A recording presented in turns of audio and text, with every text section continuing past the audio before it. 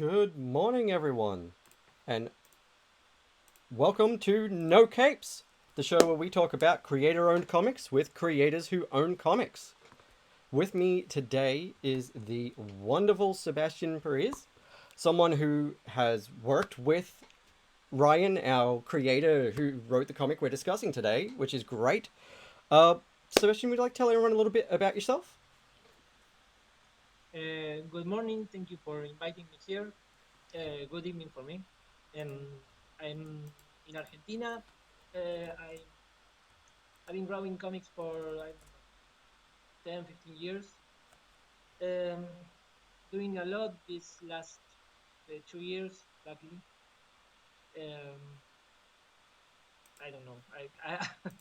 um, I like to color as much as I can of my work, and I'm doing that with the comic we're doing with Ryan right now. I'm Um, really looking forward to that because I really dig your work and I love Ryan's writing, so combining those two things is really exciting for me. yeah, it's an insane story, like she used to write. I love that. Awesome. And yeah, and today, of course, we're talking about Beautiful Canvas, which I'm super stoked I actually have a hard copy of. I often, Yeah, happy. yeah, I often only have a digital copy of the comics that we end up talking about, but luckily, because Ryan comes to the conventions here, I managed to pick up some hardcovers last time he was up in Brisbane. Yeah, I'm a bit far from the conventions in in the US or Australia. Yeah, no, I can imagine. I, God, it's been yeah, well over a year now since the last time I went to one. So Well, that's the regular way here. I mean, we have conventions, but most creators don't come. You have one or two creators coming here to the big conventions. yeah, yeah, yeah. We and that's it. We've only got maybe three decent sized conventions in Australia, but only two of them come up here to where I am, and that's it. Not like the UK or the US where they've got a convention every other month. No, they are constantly going to conventions, and we are at the other side of the world looking at them, wanting to be with the good people. Yeah, yeah, exactly that. Especially now that I've connected with so many people, every time I see convention photos, I'm just like, hello. or, or or Twitter with everybody saying, "Well, I see you there. It's gonna be awesome." Yep, yep, yeah, yeah. Everyone's like, are Yeah, you I coming to imagine. this thing? And I'm like, I live in Australia. Yeah, absolutely.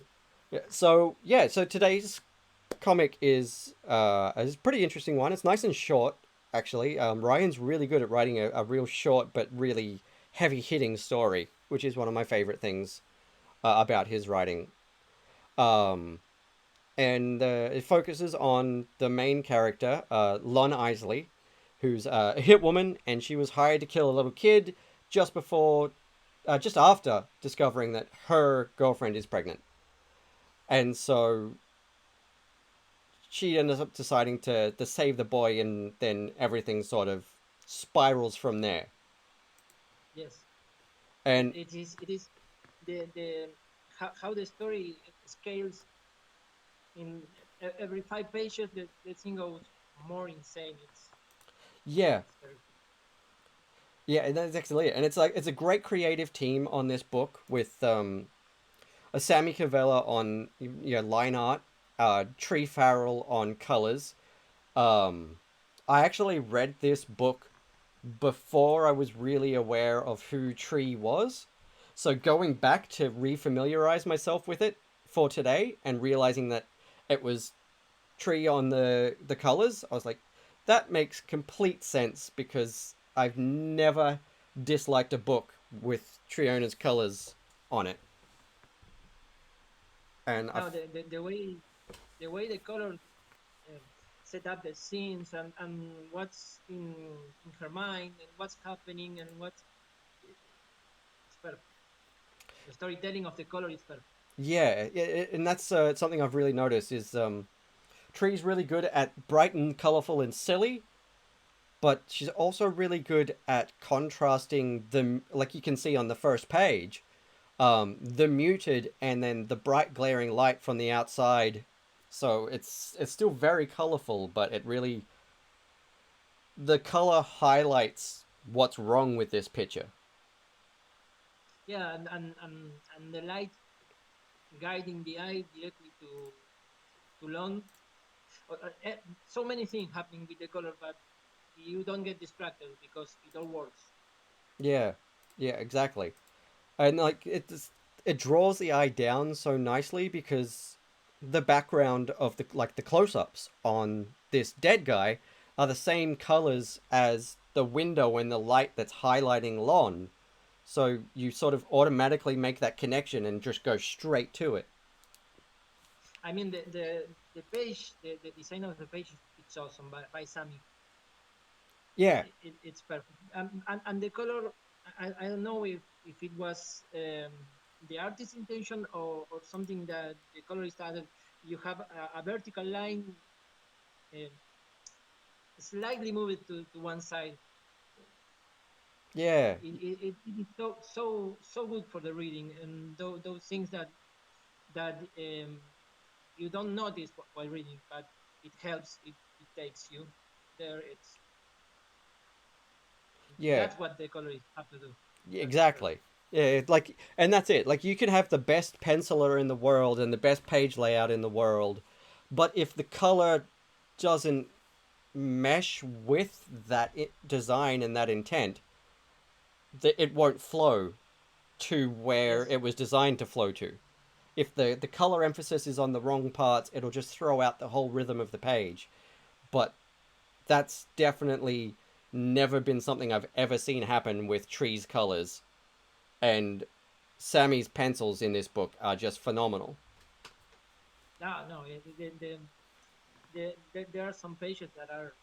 I was checking it today again. I want to do that. I mean, I can't do exactly that because Sammy did it. But when you see something and you think, I wanted to have thought of that before seeing the book. Yeah, exactly.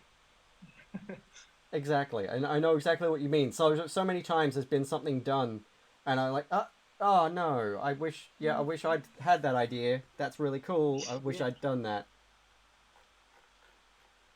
Um, and of course, not to forget Ryan's contribution with the lettering. And Ryan did the lettering. I didn't. No, Ryan Ryan Ferrier. Ferrier, yeah. Yeah, yeah, yeah.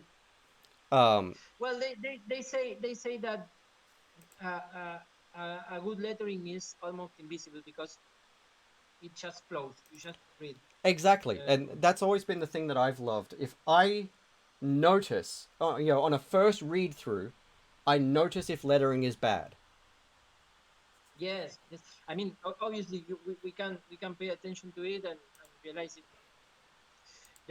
On page two, he chooses to put the text on the other side where you will. I mean, on my left, Mm, and puts a lot of tension on that, and you have all the lettering in a diagonal because of that text he put on the left and not on. I mean, on the right of the character. yeah. Um, those are things that we can analyze, but when you read it works. It flows. Yeah, no, exactly.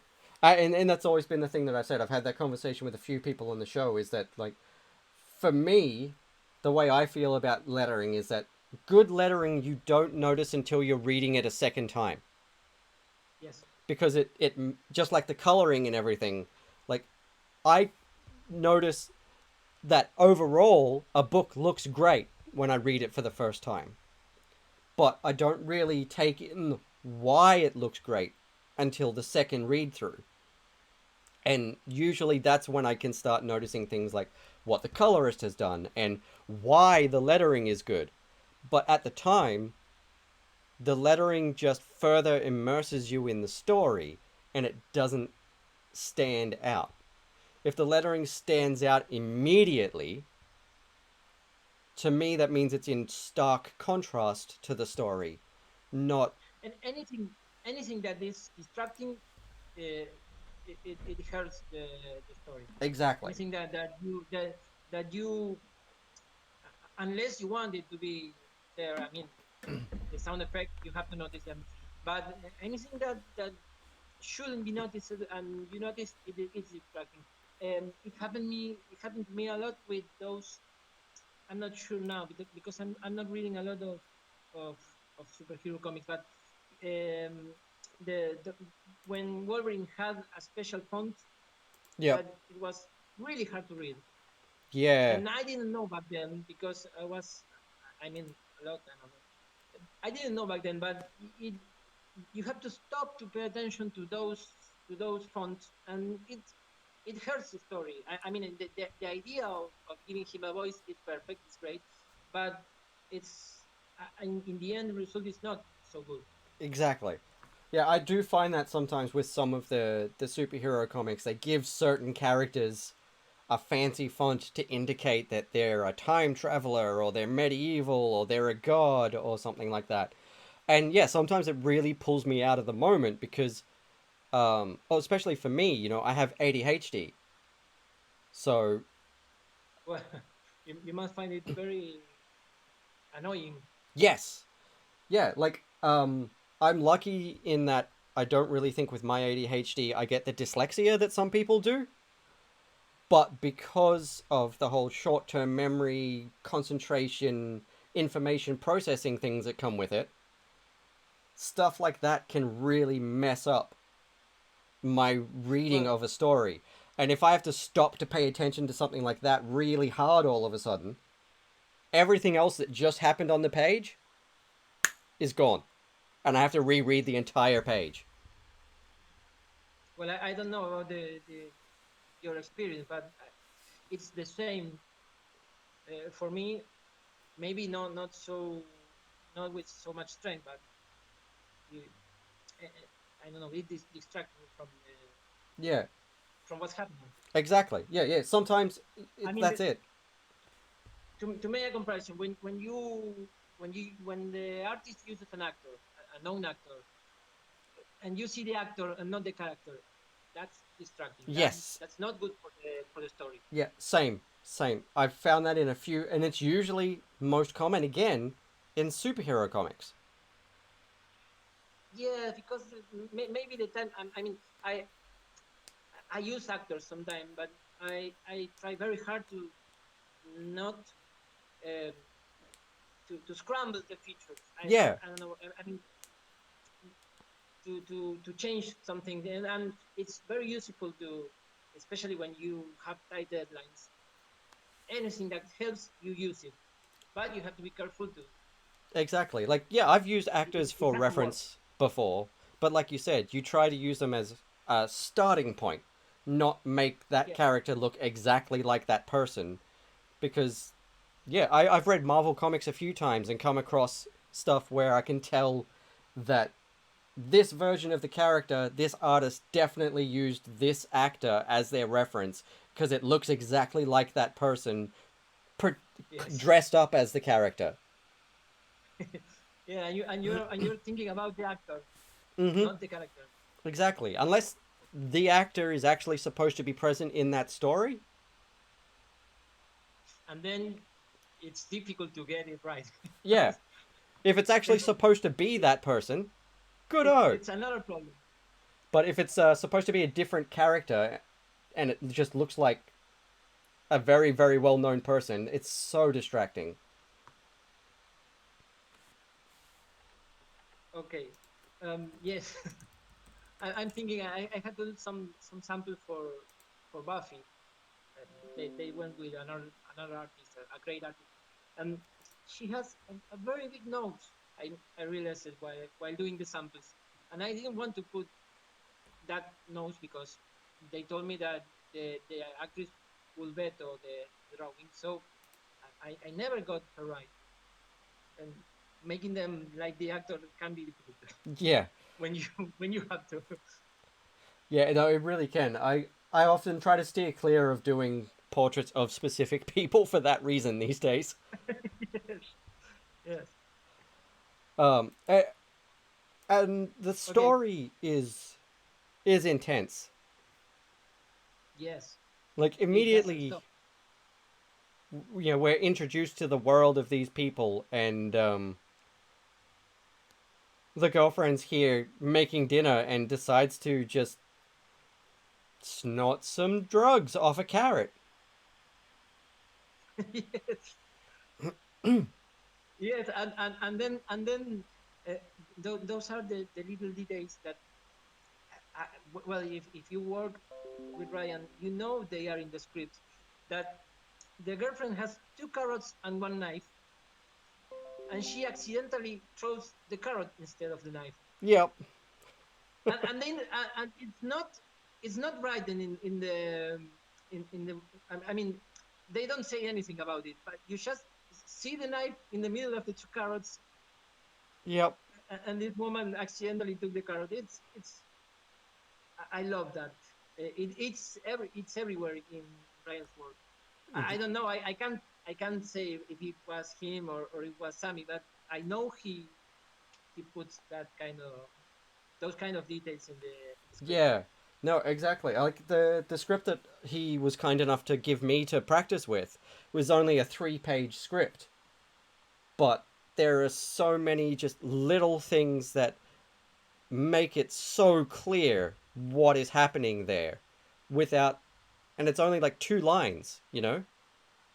Yes, But and it's, and it's up to the reader to realize what's happening. I mean, you have to see that there's a knife in the table, and she obviously didn't want to throw a carrot. yeah, yeah, exactly. But yeah, if you didn't pay attention at first, you might not notice. But yeah, it fits in perfectly. We're introduced to the fact that this woman has a substance problem, and then immediately she's out of her gourd and not in full functionality. So she grabs a She friggin' should be carrot. awesome. Yeah, she should be awesome, but she's destroyed right now. Exactly. It's the worst moment for Lon to walk in for the woman, right? Yep. Um,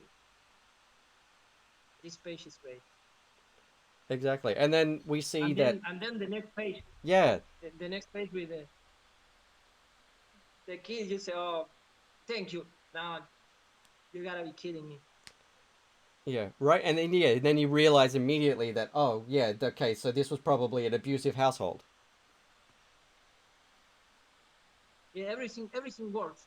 And that's what I love about Ryan. Since I work on a few pages per issue for Headspace, and he somehow makes the people feel real in the most weird situations, Yeah, and yeah, it's real people facing weird situations, and all these um, character building details, like this woman. We know a lot about this woman from, I don't know, 10 panels.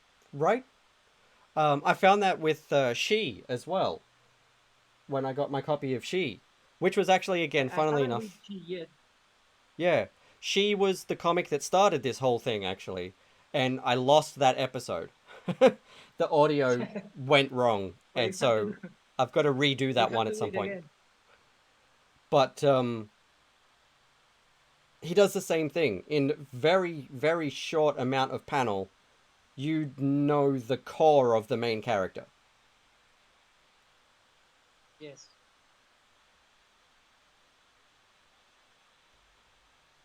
Yeah, and you've got this little boy asking this hit woman if she's a good person, and is he a good person? And it's like Have you that's, noticed? Have you noticed? I think I'm not sure who was this when Lon sees or think about the dead girl. The panels don't have line. yeah, they don't have a border. That's a border. That's subtle. That doesn't hurt the storytelling, but it gives an extra uh, hint of that's not the same word. It helps. It's Yeah, yeah, it's nice. It feels like it's not a physical part of within the what's real going world. on.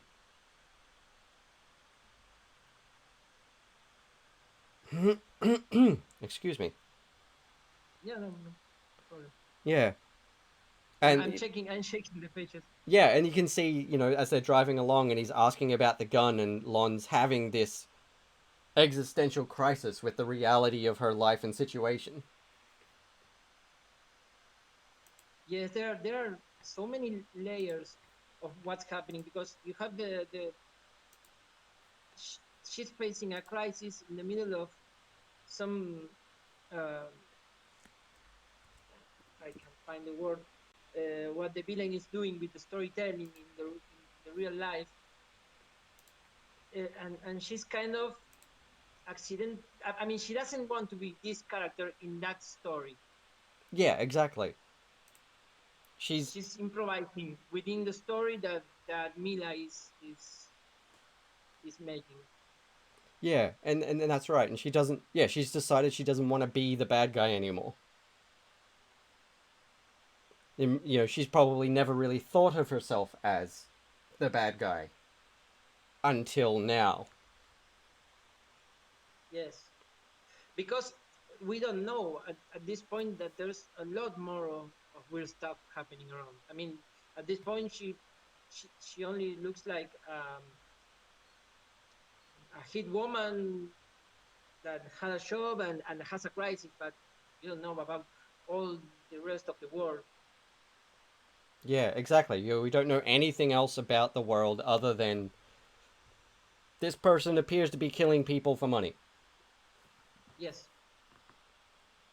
yes, and then you get that scene with Mila where stuff begins to get a little bit weird, but not hybrid people weird. Yeah, And then out of nowhere, you have a band full of animal people. yeah, that's right. Yeah, I we mean, get. I went a few pages. Yeah, I don't know if you wanted to go back.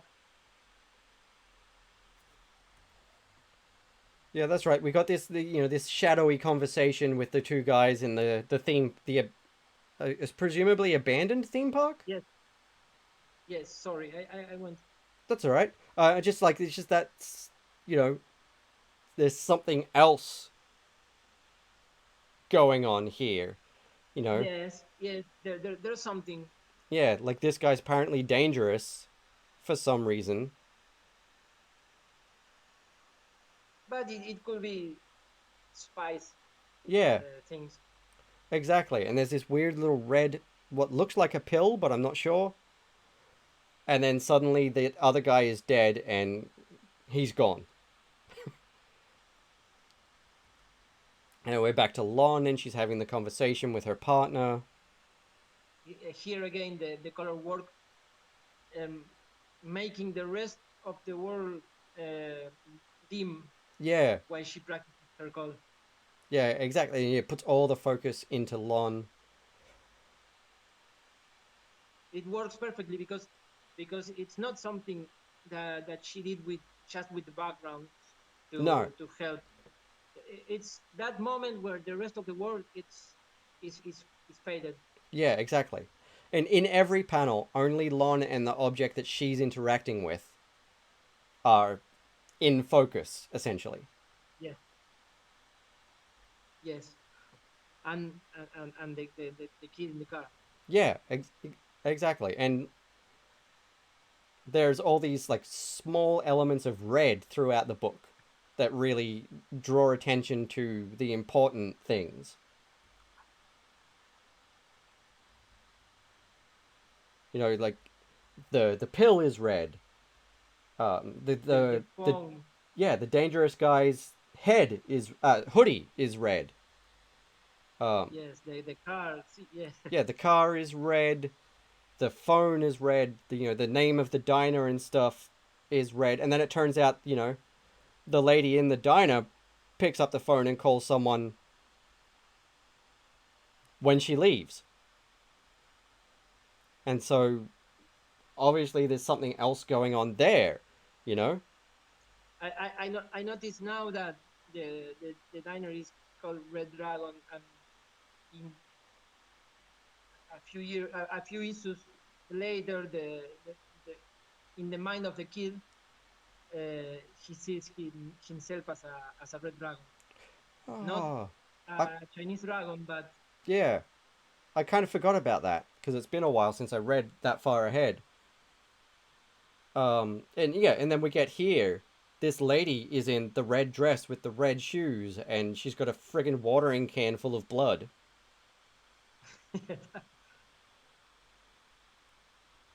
and she's watering.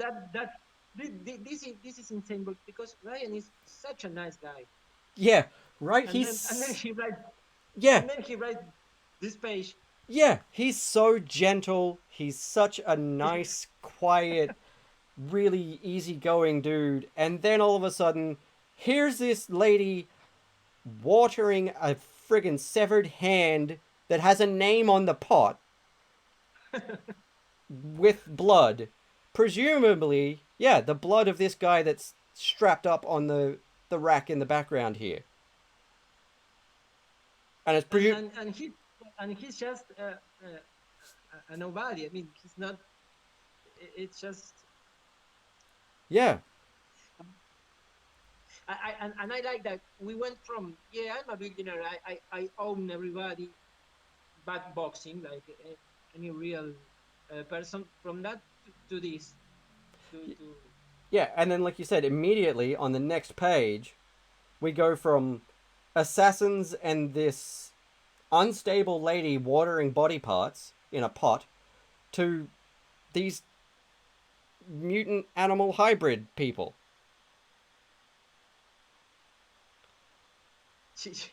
I love it. It goes, and it works. It's not out of place, because I mean, of course, when you first read it, you like look back at the previous page and say, where did they come from? But then you keep reading and you realize, yes, it worked within this world.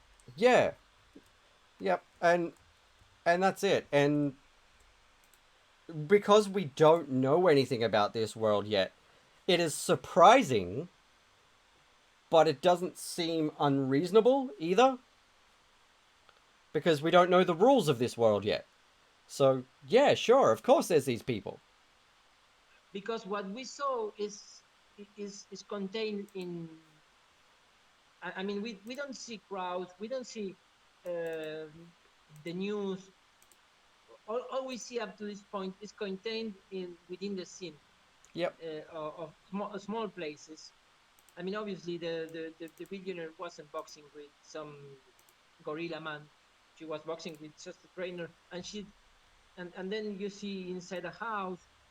Um, it's not out of place. Even in the Wheel of Fortune, you only see them, the two characters. yeah, exactly.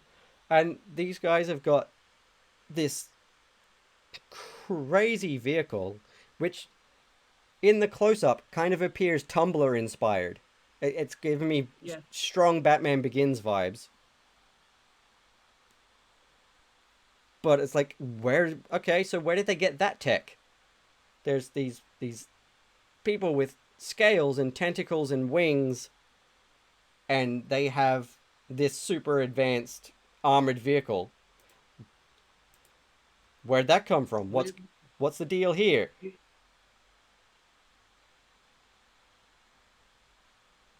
Yeah, and suddenly they're chasing down Lon and driving, running her off the road. and at this point, you're not sure who sent uh, these people. I Yeah, mean, it, it, yeah, I mean, there is an intentional confusion between, is did the billionaire send them, but because she sent looking for somebody, exactly, and yeah, it but could, she's looking for the other guy. I can't see. right, and it could be I'm so anyone. bad at names. Presumably, it's because of the lady in the diner, but we still Yes, don't know who the lady in the diner was talking to.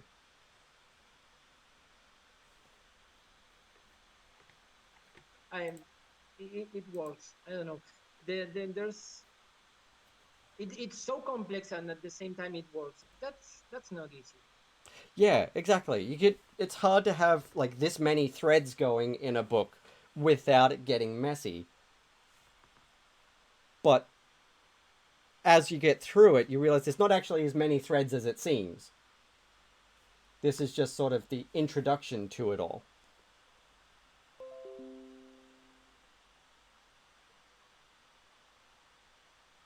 And then I think the the the the, the following page where we see the guy with the camera, Yeah, yeah, like what's his deal? He's working for the lady in red.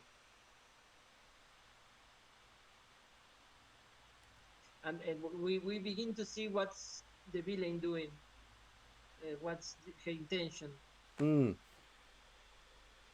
And I love it because you know this is exactly how I think of billionaires, like people that if if they wake up one day and they feel like it, they do this. Yeah, right? Like They they've got the money to do whatever the fuck they want and often and without consequence. and they are megalomaniac because they believe they can do whatever they want, and they mostly do whatever they want. And we're like this close from one of them going evil, Right? going super villain. I think Yeah, it's there are what some of them that oh yeah. they only need a Superman to become Alex Luthor. Yeah. The only reason they didn't do it is because they are not obsessed enough with a superhero to.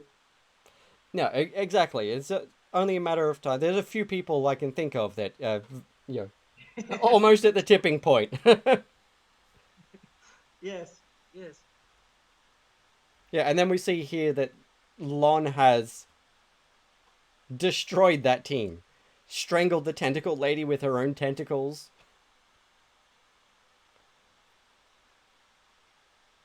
and yeah, just ruined this team of mutants that was sent to kill her.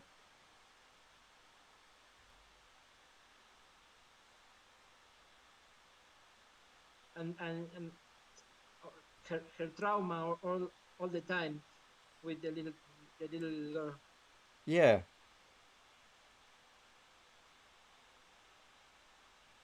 But then in the last page we see that her mission kind of is kind of controlling these superpower kids. I mean, it's like, does she really have to do this? yeah, Obviously, it's not great, but through the issues, you see that um, a lot that they can be controlled. yeah, exactly. And it's a whole big world for them to explore, and just the choices that Sammy makes in these dramatic scenes with his spot blacks really works too. Like spot black in inking is something that I really struggle with still to this day, knowing where to It, put it and how much to put. it's terrifying knowing where to put the black uh, the blacks. It's and I think I'm not sure if he works digital or with on paper.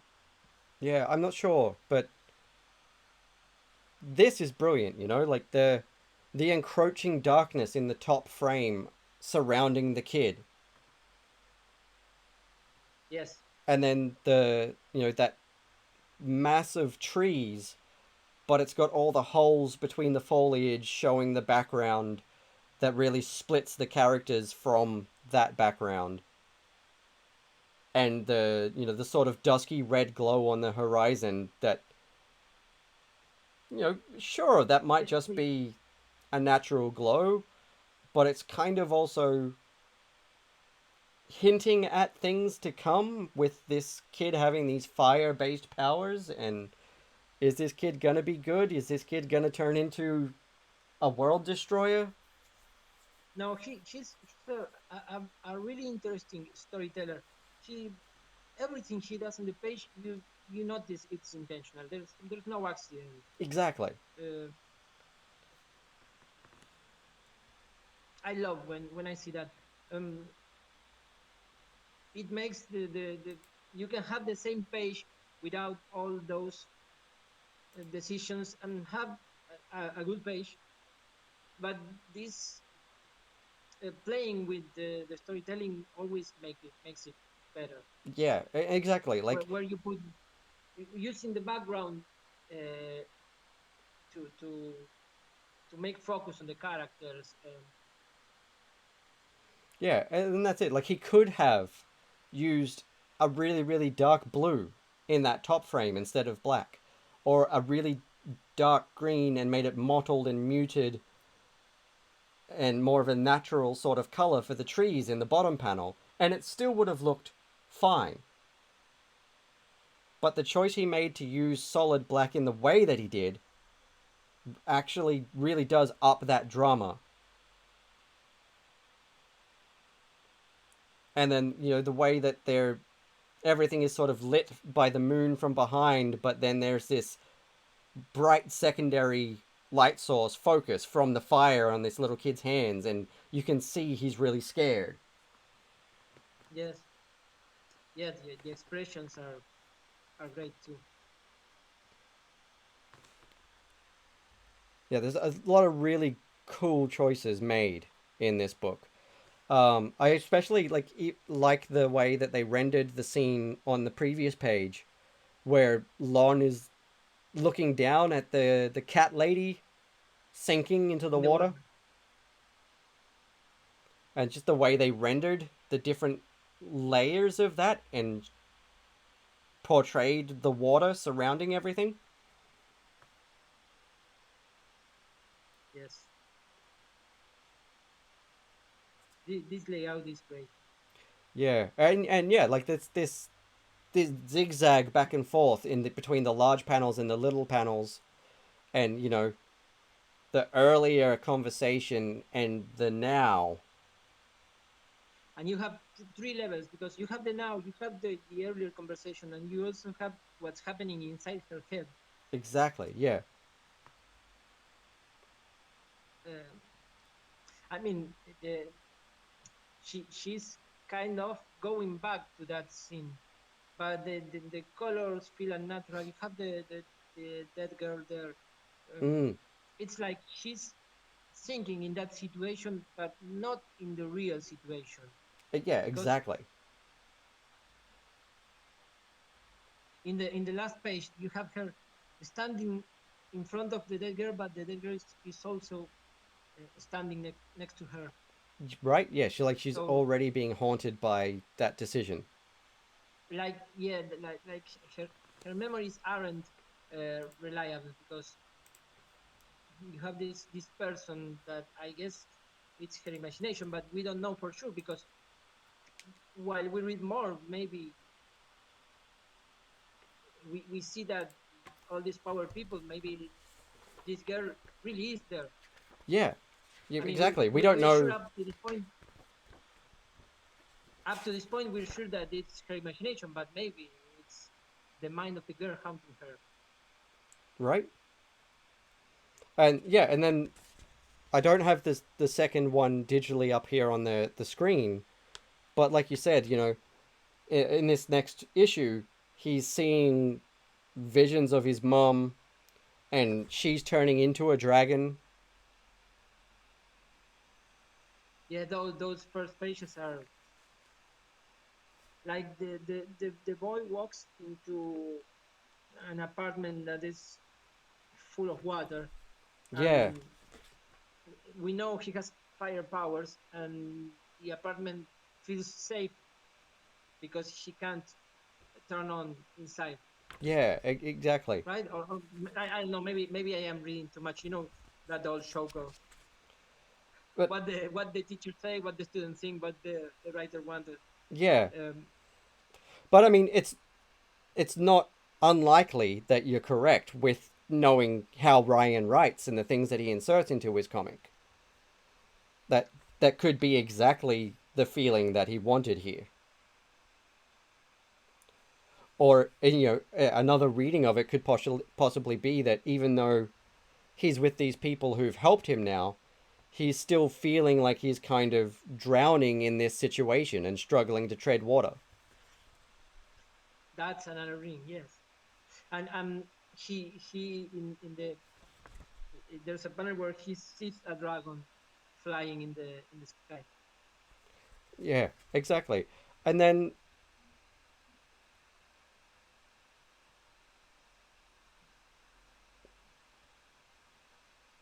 okay, so then there's like drugs in the toothpaste in the next book. That's like some kind of yeah, some kind of um, sci-fi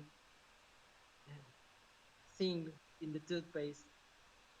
Yeah, yeah, he's like And downloading. I love I love the first phrase because again you have characters making jokes that you have to keep reading the page to understand. Um, he's been there a lot of time, and we get that from a joke of the guy next to the toilet. Um,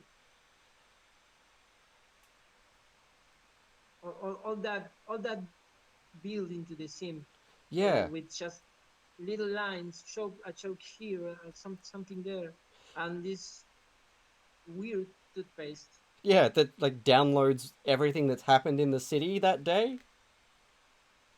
And I'm thinking right now, it is a great place to hide a superpower drug. I mean, Yeah, nobody that will now will look for this substance in the toothpaste. right? And like most people aren't going to use a stranger's toothpaste without asking. Exactly. I mean, it's great. I didn't realize that before. I mean, I was why the toothpaste? Am I losing something? No, it is hidden there, so nobody will get it Yeah, accidentally or even looking for it. I mean, nobody will look there. right. And then we're getting, I'll show it to the camera in a second. We're getting hints of this red dress blonde lady and how like full on extreme and unstable she is. With the, she's got the red helicopter with a gun on the front, but it's also got teeth painted on it. Yes, and because she does whatever she wants. Yeah, yeah. She's got the money. She's got the power. She wants teeth on her helicopter. She gets teeth on her helicopter. Exactly. Yes. And the pilot is the same guy that it's her assistant, or is she piloting? No, it is her. She took the poor guy. Yeah. And then apparently Lon's girlfriend has powers as well. Like she's getting some kind of a psychic reading off the bad guys entering the building. Um, Because she's saying she can feel yeah, them coming and she can feel the blood on the guy's knuckles. yes, And but and then all of a sudden, yeah, it will make sense that she gave herself powers. yeah. And then suddenly Lon gets a friggin' level up. I forgot about the armor. She puts on this cybernetic armor. Because she did like one of the very few normal people in, in, Yeah, in all this matter. I mean, normal in the sense that she doesn't have power, she doesn't have anything. yeah. Yeah, and then all of a sudden we find out that her girlfriend has super strength as well. She just grabs Uh, this dude and snaps him over her knee, Bane style. yes,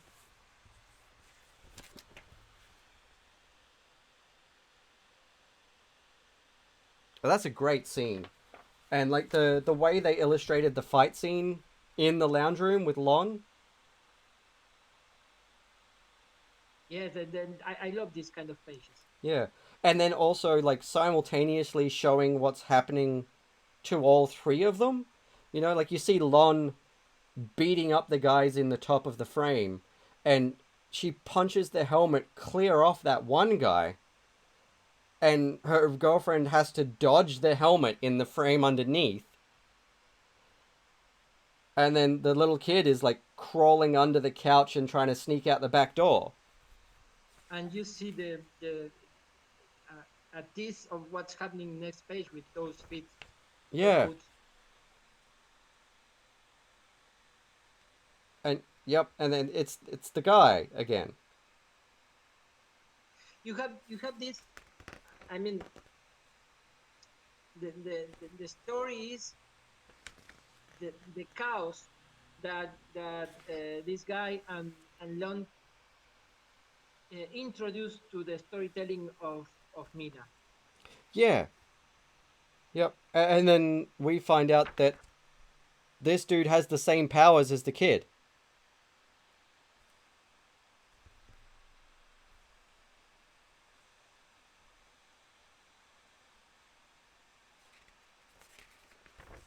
Well, at this point, we know, I think, almost everything of what's happening.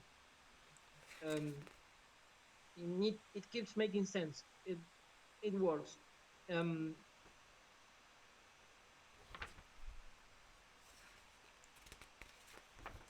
Yeah.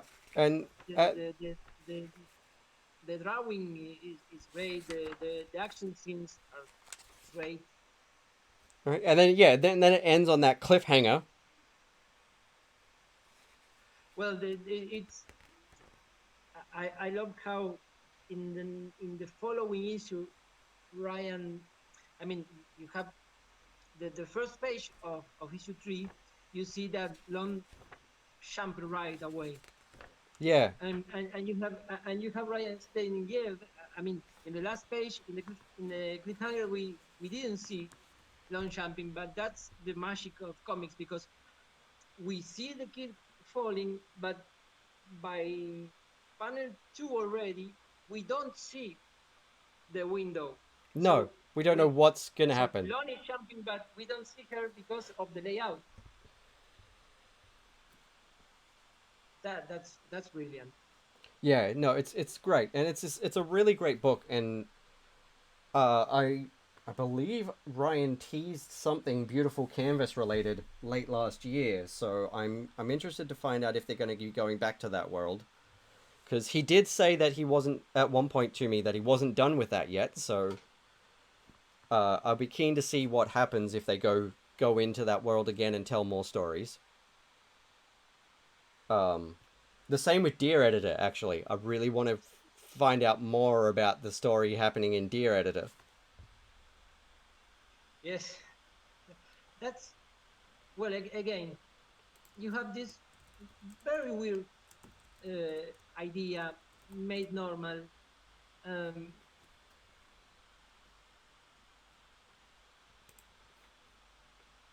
um, Yeah, and that's and Ryan something makes it work. Ryan makes it exactly. feel real. Ryan makes it feel like these are people that you could know, you could uh, talk to.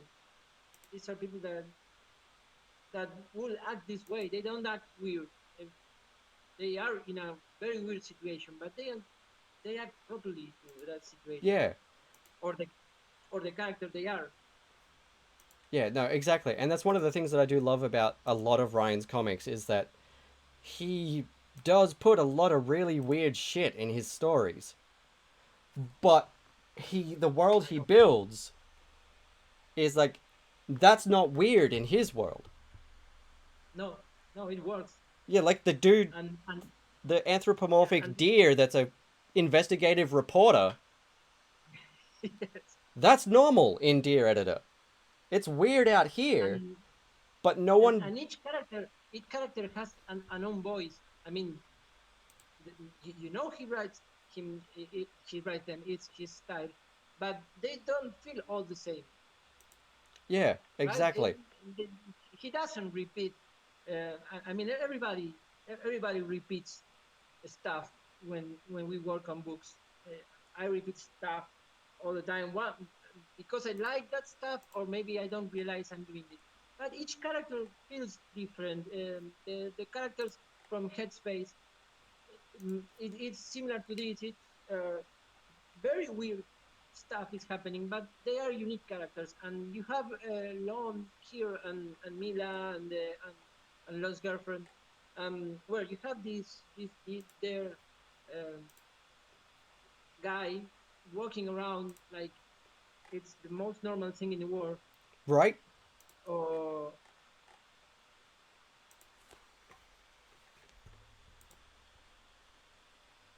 Yeah, and in negative space, even you have those all those weird creatures that you find out that they were strange and upsetting at one point, but at the point in which we're dropped into the story, it's kind of become an accepted part of the world these people live in now, that these creatures are there and they're in charge now. I think it's the characters that transmit that to the reader. The way the characters act and react to the world uh, make you feel that like everything is real. That's very important because uh, it's the suspension of, of disbelief, they call it, um, where you believe the story. Yeah, And exactly. Ryan does it great because he's not writing a realistic story. He's going into really weird stuff, and you believe it because of how it all is orchestrated. Oh, sorry. Yeah. No, no, you're exactly right. It's the way that he puts it together and makes those characters be in the world that normalizes the weirdness and you don't even question it. Yes. And it's always really cool to read Ron O'Ryan's books and see what weird shit he's put in his world today. Yes, absolutely. I mean, I want to see him writing Green Lantern Oh, or that would be, yeah. I Ryan don't would do know a great Green Lantern. a space Marvel book. You Mm. know, You know, you know what he'd be great on at Marvel? Creature Commandos. yes, Yeah, yes. one of their weird monster movie team books. I would Well, love to he loves see. here you have the dragon. He kind of loves Daredevil, so I guess we're giving him all stuff to do that it's not what he wants to do. No, but see, with Daredevil being the devout Catholic and all of that, a Daredevil cross Creature Commandos book, That would be good. that would be fun. I think that would be really interesting. I mean, I would love to see Ryan on a straight up Daredevil book too, because he loves that character so damn much. But also, I really Did want to watch him write some weird, schlocky monster horror bullshit. I know, right? I, I, I want people to see to enjoy the weird stuff he does. I think editors need to give him. Well, he's doing awesome awesome work on indie comics. Um, from what I read from his newsletter, I know he's always feeling there. I mean it happens to me too. But the work he's been doing is most writers don't do this original stuff in in, in, in any comic. I mean, Yeah, you have writers that get to do the most important characters of the world, and they do the same old boring stuff. right? Like, and that's it. The amount of new original stories that Ryan is coming up with constantly is just bonkers. Like Yes. I you don't see that level of original content, new stories and stuff, even Well, coming out of Marvel. You know, these last years, maybe it's me, but I see a lot of uh, there's a shifting towards indie comics yeah, because well, Marvel is uh, writers. Marvel writes for the movies. They have this perfect this, they have this perfect thing where this is a self-sustaining writers workshop where they don't need to take money from Disney to have original new stories, and Marvel even makes some money for them. And DC tries the same thing, but indie comics, indie publishers are there's so much great stuff happening in indie comics. yeah, Ryan is one of those voices that is taking indie comics to making them more important. I don't know if that's the right way to see it, but yeah. No, I know like what you like mean. it's not anymore like it's not small comics anymore. It's No, no, exactly. Like, yeah, you know yeah. Indie comics aren't small time anymore. Some of the best and most important stories being told in comics today are coming out of indie comics. exactly, yes, that there's and you have all the writers in Marvel and DC doing indie comics, Yeah, exactly. And then more indie comics writers are being tapped to do stuff at Marvel and DC. and you have editors taking risks that it's something that the editors, I mean, if, and I completely understand it. If I had to edit Wolverine, I'm not sure I want I don't know a lady in red watering a hand. Yeah, You know, but indie comics are doing so much great stuff. yeah, they really are. And that's it. I like, just in case anyone is watching right now, whether live or on YouTube from Vault, you need to go and check out Ryan if you haven't already.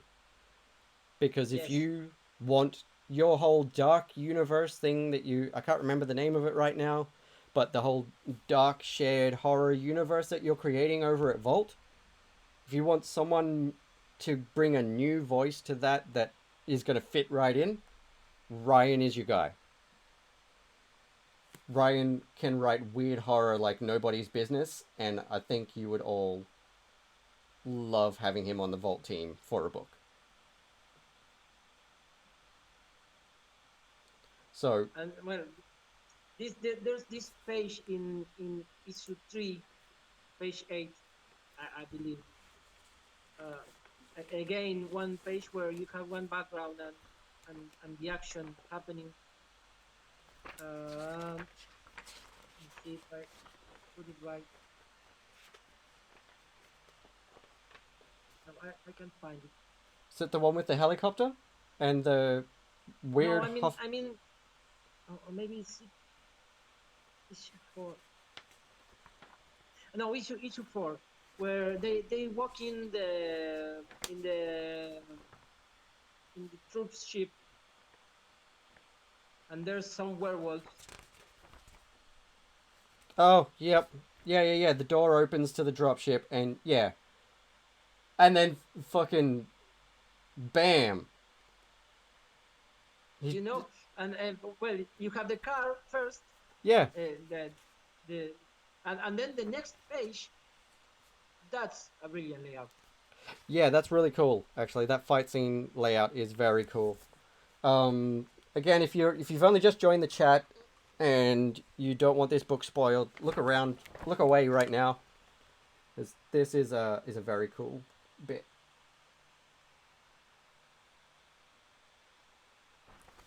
Yeah. And that's it. Like this world is so strange and And mixed up, and there's so many things happening, but you don't question it, and it's so much fun.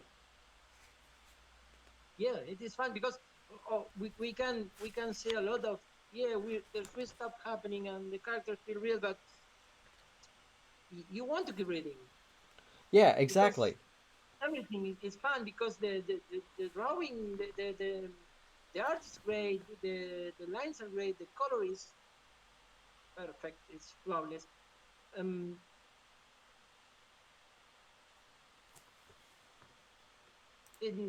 Books need to be fun. Yeah, Um, exactly. Maybe they are maybe they are serious, maybe they are more like comedy. I don't know, but you have to have fun with them. Yeah, whether it's a serious topic or some slapstick schlock, it's still got to be fun. If it's a slog, then it's not a good story. If it's an arduous, difficult read, then it hasn't worked. Well, I there are some great books. I know they are great, but I wasn't able to finish them. Some classics that don't want to name because I don't want to be seen as ignorant. But I couldn't finish reading them because they were so depressing. No, exactly, and that's it. Like, And I noticed they are great. I know they are great, yeah, and it's not that I don't understand what they're trying to say, but I don't know. At the moment, at least, I couldn't finish them. no, I know exactly what you mean. I'm like that with some books and even some movies. Like, yes, that's a great story. I'm glad you told it. That's important to bring attention to, but I can't watch that movie or I can't read this book because it's just overwhelming. It's Well, but I'm not saying the I mean, you can talk about many topics without making it overwhelming or depressing. exactly, I mean, you can. I'm watching with my daughter, but she doesn't understand much because she's two. This new cartoon on Netflix, City of Ghosts, I've heard of and it, but I and haven't. Yeah, well, they apparently I haven't searched for it, but apparently they're at least partially based on real stories, and they have everything. I mean, they have stories about immigration. They have one of the kids is NB. Uh, they have another kid that has two mothers, and everything is in the story. And you have a lot of topics, and you have people missing people.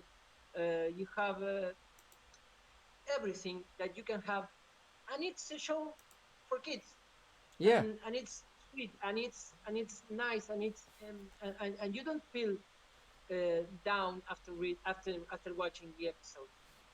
yeah, You, exactly. you feel you feel good, and they talk about a lot of this of important stuff.